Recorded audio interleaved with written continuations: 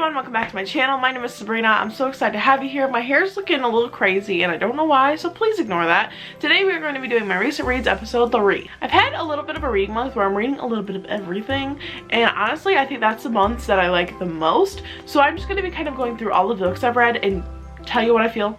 How I feel. So the first book is Of Fire and Stars by Audrey Coulthard. So this book, I was pleasantly surprised. So I knew it was a fantasy, a high fantasy at that, with a magic system. So this book follows Princess Denna, and Princess Denna is sworn to someday be married off and to serve another kingdom. So she is sworn off to live in the kingdom next to her and marry the prince. There's a lot of stuff going on in this family that isn't, I guess, traditional of royals. Like, the princess of this family just doesn't want to be a princess, and she is a horse stable girl, which is very strange to me. I don't know.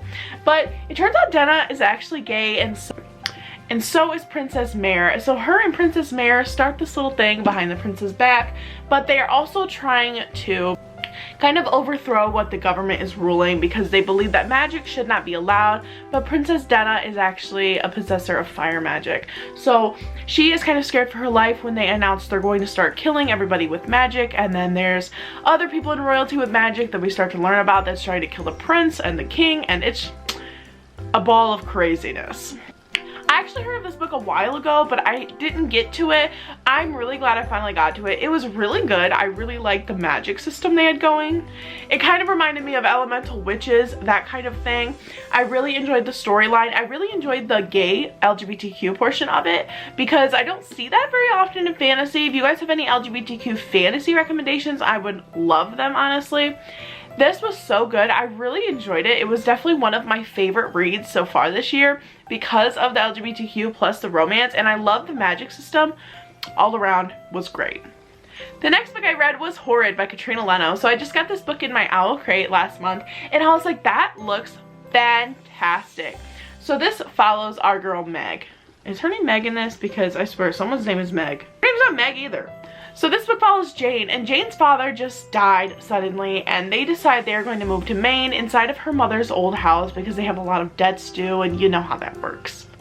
So it turns out there are a lot of secrets that go along with this house. So they move into this house, and she starts to hear all the rumors, not only from her mother, but from the community as well. So this book is super creepy, first of all. The house is super creepy. There is a little girl that is inside of it that doesn't belong there. Super creepy. What? I didn't think I was gonna like it as much as I did, but I really enjoyed the haunted, like, creepy house portion of it, and then it kind of kept you asking questions throughout the whole book, and the ending was not something I expected, to be honest. Like, the last portion, so it's not cut up in chapters, it's cut up into this little poem that goes, there's once a girl with a little curl in the middle of her forehead, and when she was good, she was very, very good, but when she was bad, she was horrid. So every line of that poem is a chapter in the book, which I really liked. I thought that was a good portion of it, and as the poem went on, the book got creepier, the story progressed. I really enjoyed this. I didn't think I would like it as much as I did, but I'm really glad I read it, and I'm really glad I read it in like late October, early November, because I still got that spooky vibe from it. So that is all of my physical books I read. Now for ebooks. So I've been on like an ebook kick lately. I don't know what my deal is. I'm really not too bad about it, but normally I don't read this many ebooks, so let's just get into the ebooks that I've read. First, I've read I'm in Love and It's the End of the World Volumes 1 and 2 by TMO. I'm really hoping I'm saying that correctly. If not, please someone correct me down in the comments. I don't know how to say a lot of names, okay? I don't know what my deal is. I really like this book. I haven't been into manga lately, and this is a manga. So if anybody has any manga recommendations on Amazon Unlimited or Amazon Prime, I would love to read them, honestly, or just in general. Please let me know, because I really enjoyed this manga. It was such a quick read for me, and it was absolutely adorable, and I really enjoyed it. So if y'all got any recommendations, let me know. Next, I read The Arithmetist by Brian. The next book I read was The Arithmetist by Brandon Sanderson. I just stuttered because I was going to say Brian again. So I really liked this book. It gave me very much Sorcery of Thorns. What's the book I read that had it?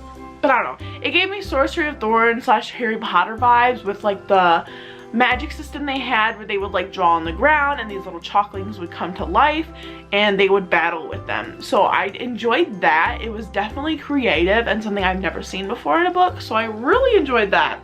I've never read a Brandon Sanderson book. This is actually my first Brandon Sanderson book, and I'm actually not too angry that I read it. I really enjoyed it. I really enjoyed the characters. I really enjoyed the setting. It definitely gave me Hogwarts vibes where they lived. They all lived on campus, and they were obviously studying magic, some of the students. So I really, really enjoyed it. It was my first novel by him, and I'm not disappointed. So if you guys have any more Brandon Sanderson recommendations, let me know, because I would love to get to them. Next, I read If Every Day Was Christmas by Donna Kaufman. As you guys know, this is my Christmassy reading season. So I'm trying to get all my Christmas books in, and I'm really hoping I'm going to be able to get them all in. Fingers crossed. My cats are being insane out in the other room. So this book is about a girl. Oh, I think her name is Meg. I knew one of these books had a character with Meg in it. This book is about Meg, and Meg owns a little Christmas store in this really small town in Scotland. My dream life? Yes. So Meg is in love with Christmas. She's a Christmas lover. She owns this little Christmas shop. She loves Christmas so much. Snow, holiday music, everything. But this guy comes to town to help out one of his friends with the bar this season because they're understaffed, whatever. And he also happened to be an ex-music star. Look at that. So Meg does not know this, and she kind of starts to fall for him, does all these Christmassy things for him. She goes out of her way to decorate his entire house. And he's just like, no, and puts it in a box and says, don't ever do that again. Then she gets really sad, and it's really sad. But they kind of fall for each other, and he kind of learns what Christmas is about, and how just because he has past bad experiences on Christmas does not mean that he needs to hate Christmas as a whole. This was such a really cute Christmas novel. I think Christmas books are one of my favorites because they're so magical and they always turn out positive, and that's something that I really love, so I really like this a lot. It was definitely a really good read.